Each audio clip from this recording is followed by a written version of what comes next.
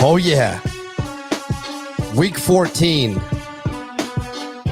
Can't miss Mitch here. Peter the Irish guy. This is the Bet the Algo Free 3.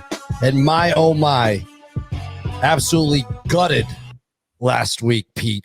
Gutted. We had 4 games in the early that felt like we were going to win. We had the Tennessee Indianapolis game where Nick Folk, who is as reliable as any kicker has ever been, misses an extra point to go up 26-25.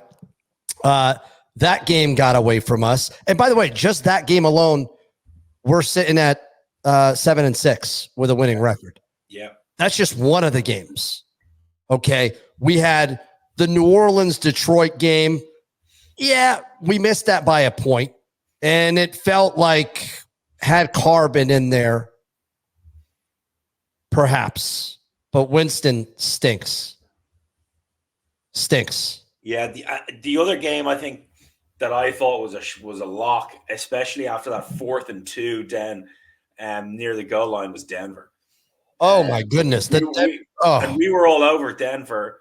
I loved them to win that game. We was excited about it. It was going to be a close game, going to be a great game, and it kind of went like I thought it was going to go. Going to be super close, and either Houston were going to have to do what Denver tried to do and score to win, or Denver were going to have to do it. And after he picked up the 4th and 2, it was like, this is for sure he's scoring a touchdown here, and was just a little surprised with some of the play calls. Bad play calling. Agree. Well, I think you 4 downs and you're on the 5.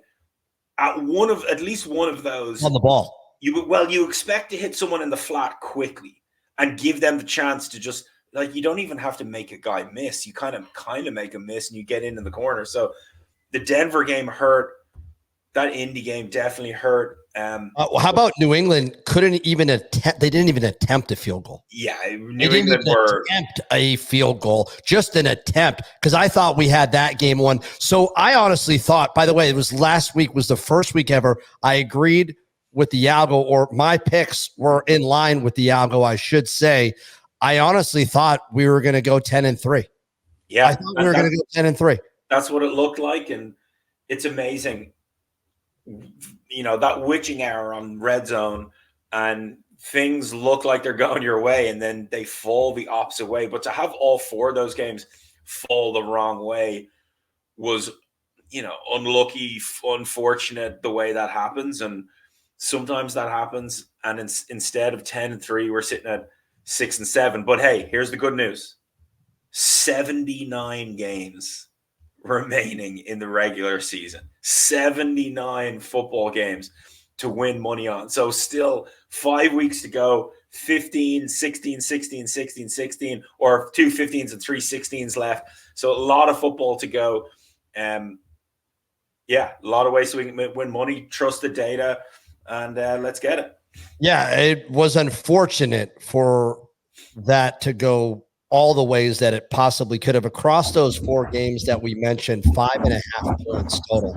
5.5 points total across 4 games. Severely different outcome, or drastically different outcome.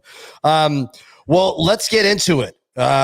We've got the free 3, folks. If you're interested in getting access to all the data, join us over at patreon.com/betthealgo.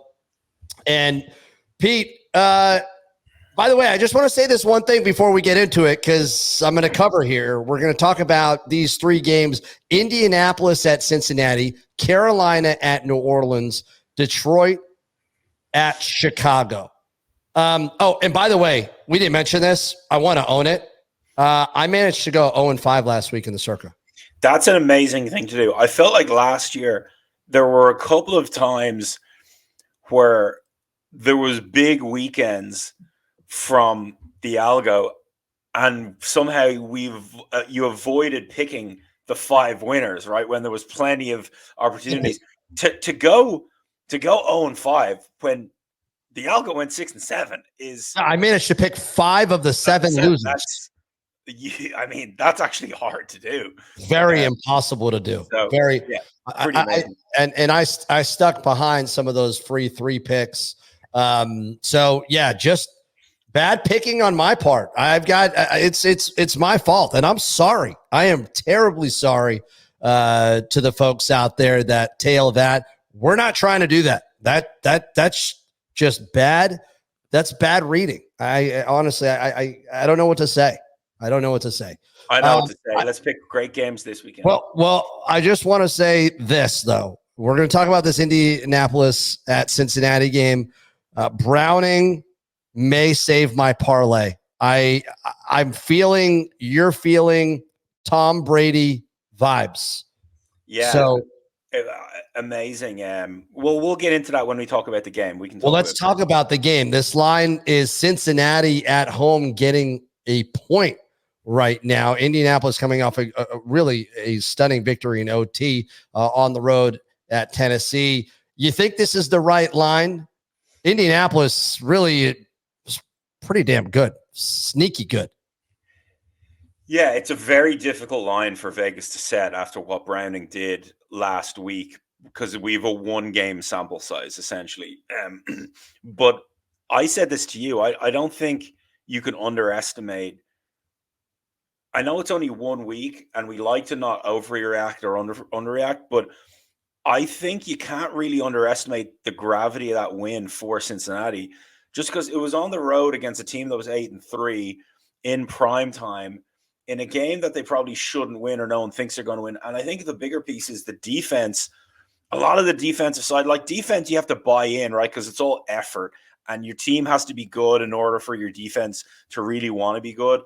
You could see Burrow going down was probably going to impact a lot of the defensive side of the ball. This gives you hope.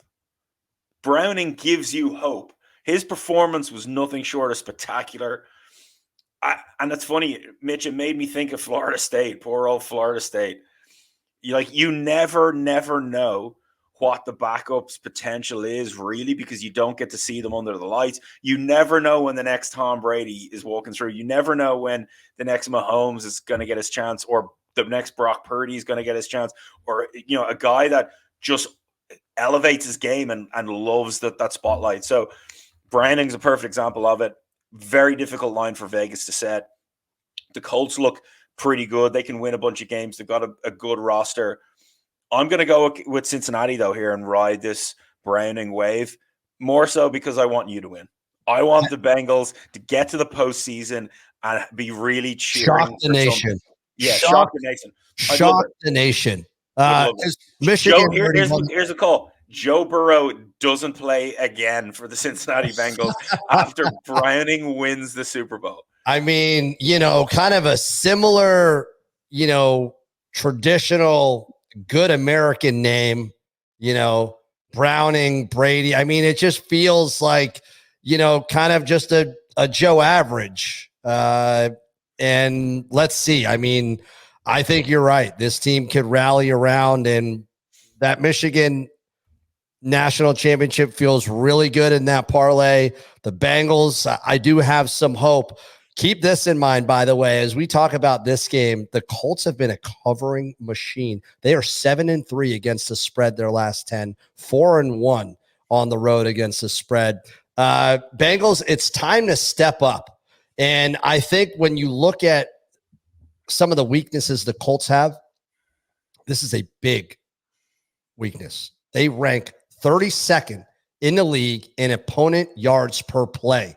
So when you think about that explosive wide receiver trio that Cincy has, I think they've got an opportunity to really exploit this Indianapolis defense. So that's all I'm going on because just generally this defense isn't good. Their offense is really good.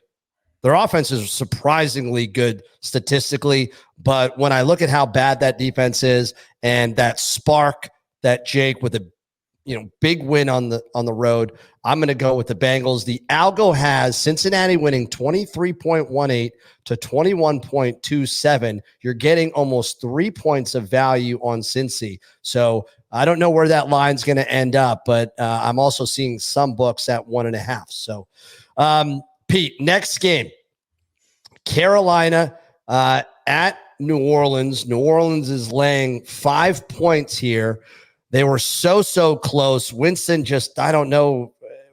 He just doesn't have it in him. I mean, that he's going to be a backup, but better than Bryce Young and Carolina. Look, Carolina finally got us a cover last week. So that was nice by a half a point. Yeah, this game it's actually going to be a little bit of my head and my heart.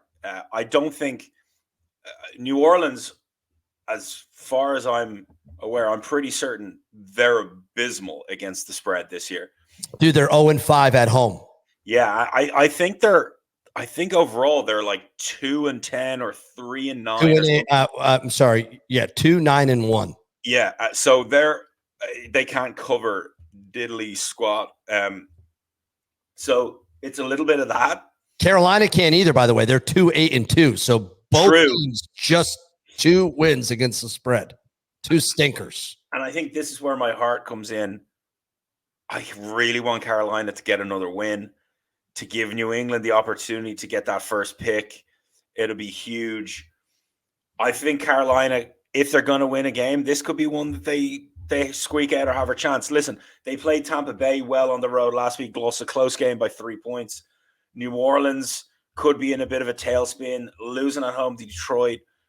The health of Carr, we're not certain. I'm sure he's going to play probably, but this feels like a game that could go south for New Orleans and maybe Carolina win it late. So I'm going to take Carolina on the point. I don't see it at all. This Carolina defense is so bad. They're 31st in both opponent points per game and opponent points per play. So their defense, what was somewhat positive earlier in the season, is not good at all. And when I say not good, it's terrible. The Saints, they don't have the best offensive scoring, but I think they're going to get it going. I see Olave, Kamara, both on my fantasy team. They're going to have big weeks. Carolina's defense are also 30th in opponent red zone scoring percentage. Again, New Orleans, not great offensively, but I think as this is more to say how bad Carolina's defense is versus how good New Orleans or how much better they are on offense, because they're not much better statistically, really. But I'm going to go with New Orleans. I think this is an absolute blowout. I'm putting New Orleans in my circa 5, 100%. 100%. I absolutely love it. I think I'm going to put all the free 3 in the circa 5 and ride with the general public.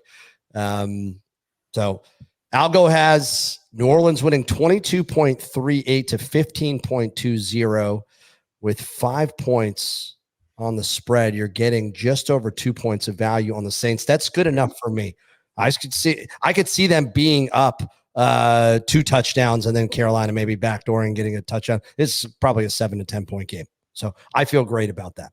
All right, guys. Last game here on the Bet the Algo free 3. If you're interested in seeing all of the data for week 14, come on over to patreon.com/betthealgo. We'd love to have you.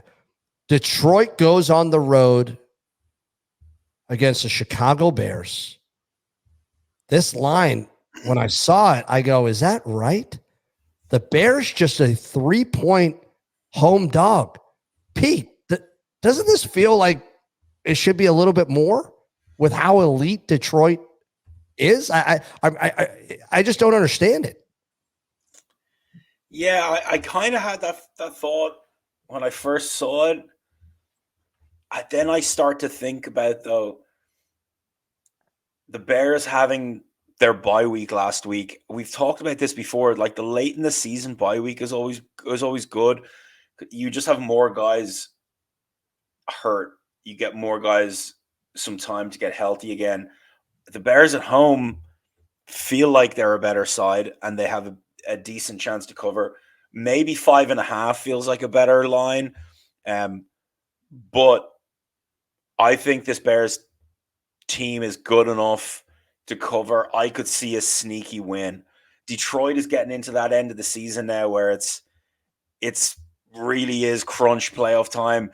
The wins are going to get a little more tense, those close games. We'll see, can they elevate themselves to that next level and go on and get 12 wins, push 13 wins this season? I'm not sure. They've got a couple of tough ones still left. They got Denver the next week after this game at home. That's a massive game for both teams. I know they have the Cowboys left as well. So they got a couple of tough games in the schedule. I'm going to say Chicago keep this close. I could see a Chicago win outright here. I mean, the 4 teams that Chicago has beaten, Minnesota, Carolina. By the way, they beat Carolina by 3. Okay. They did beat Vegas, and they stomped on Washington. I don't know where that came from. But that was an out of the blue. You can almost discount that one. You almost can. But look, they're 2 of those 4 wins, they put up 30 and 40. So which team are you going to get? The teams that, put up 30 and 40 against Vegas and Washington, which their defenses aren't very good. They put up 12 points versus Minnesota and 16 against Carolina. Yeah. That's difficult for me to back. Their Bears are ranked 27th in points allowed per game, 30th in points allowed per play. So exactly where their weakness is, Detroit, they're 6th highest in points per game and 7th in points per play. This is going to get ugly. I just don't think that the Bears offense is going to be able to keep up. Perhaps it's close, but I think, early on, Detroit will pull away. It's just their Chicago's defense is just the weakest in the league in red zone scoring percentage. Detroit will be knocking once they get in that 20. You could count on them putting it in the end zone. So give me Detroit by 1 billion. Thiago thinks this is a lot closer than me. Detroit wins 24.67 to 20.07. You're getting 1.6 on the value index with Detroit. That'll do it for the Bet the Algo free 3. Again, guys, thank you so much for listening. If you want to see and hear more of Pete and I's color commentary along with the Algo's outpick, come on over to patreon.com/betthealgo. All right, gents, for all of our other listeners and our patrons, stay tuned. Can't run through the rest of the games with you. Thanks for listening.